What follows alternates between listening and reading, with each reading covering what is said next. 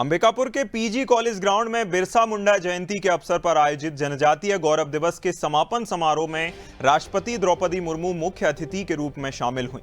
इस भव्य कार्यक्रम में केंद्रीय मंत्री जुएल ओरांव, राज्यपाल रामिन डेका, मुख्यमंत्री विष्णुदेव साय और अन्य गणमान्य भी मौजूद रहे।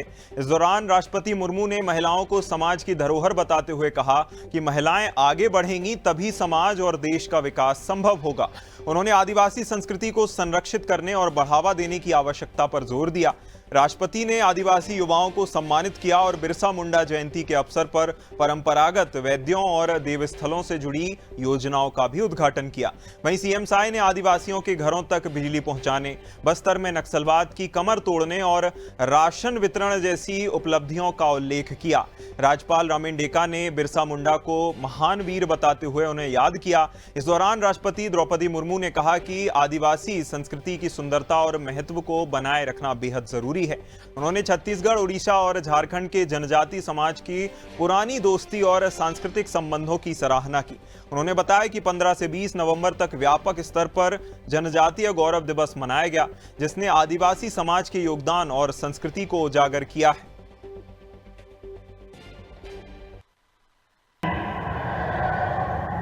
देशवासियों ने छत्तीसगढ़ राज्य की स्थापना के 25 वर्ष पूरी होने के उपलक्ष्य में रजत जयंती का उत्सव मनाया। आज से 5 दिन पहले 15 नवंबर को देशवासियों ने 5वां जनजातीय गौरव दिवस मनाया है।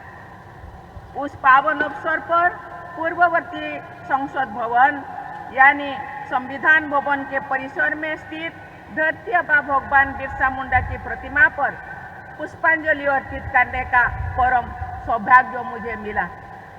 झारखंड में स्थित धरती आबा भगवान बिरसा मुंडा के जन्म स्थान और गांव उलिहातू में जाकर 15 नवंबर 2022 को उनकी प्रतिमा पर सादर माल्यार्पण करने का सौभाग्य मुझे मिला था।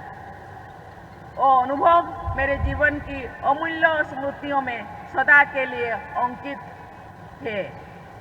देवियों और स्वजनों, मुझे ये जानकर प्रसन्नता हुई है कि इस वर्ष छत्तीसगढ़ राज्य सरकार द्वारा 1 नवंबर के 15 नवंबर तक जनजातीय गौरव पखवाड़ा व्यापक स्तर पर मनाया गया है। इसके लिए मैं राज्य सरकार की और मुख्यमंत्री की अध्यक्षता में जो काम हुआ है, इसके लिए मैं उनको बहुत बहुत सराहना करती हूँ।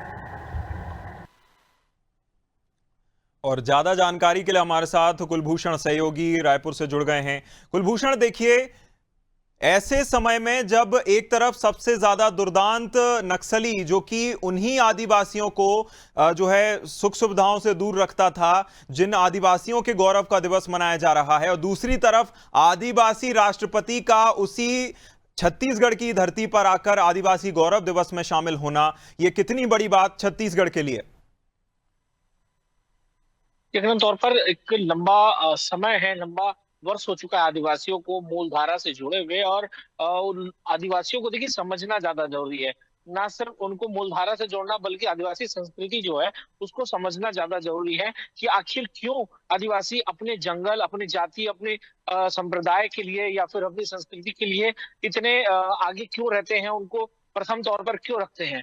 वही हैं जो इतने समय तक इतने जंगलों को और इसको जो संवार कर रखे हैं, ये वही आदिवासी हैं जिन्होंने हमेशा इनकी जो कुर्बानियां हैं इनको लोगों ने भुला दिया, इनको किसी ने याद नहीं रखा। जब भी चाहे बिरसा मुंडा की बात करें, जब भी अंग्रेजों के समय से जब जब कोई भी बाहरी जो लोग हैं इनके जंगलों पर, इनकी संस्कृति को जब जब कोई हानि पहुंचाने की कोशिश किया है, यह आदिवासी जो है अपने दमखम के साथ अपने सामने आए हैं और अपने देश के लिए हमेशा ही लड़ते हुए हमें दिखाई दिए हैं। चाहे वो इतिहास की बात करें या फिर वर्तमान की बात करें, हमेशा से ही सैकड़ों हजारों सालों से आदिवासियों के बाद योगदान रहा है। और यही बात है कि आज जब राष्ट्रपति आज वहां पर पहुंची तो चीज को उन्होंने कहा कि देखिए आदिवासियों का बलिदान, आदिवासियों का योगदान जो है वो भुलाए नहीं भूलता। और यही वजह है कि छत्तीसगढ़ में पहली बार ये ऐसा इकलौता राज्य है जिन्होंने आदिवासी संग्रहालय बनाया। आदिवासी के उन वीर क्या वो जो लोग थे, उन वीर क्रांतिकारी लोगों के लिए एक संग्रहालय बना है, ये अपने आप में एक बड़ी चीज है। लेकिन उन्होंने ये भी कहा कि जंगल और संस्कृति को बचाए रखना जरूरी है। मूलधारा से जोड़ना एक अलग चीज है, लेकिन जो उनकी मूलभूत संस्कृति है, जिस जंगल के लिए वो लड़े, उस जंगल को बचाए रखना बहुत जरूरी है, उस संस्कृति को बचाए रखना बहुत जरूरी है।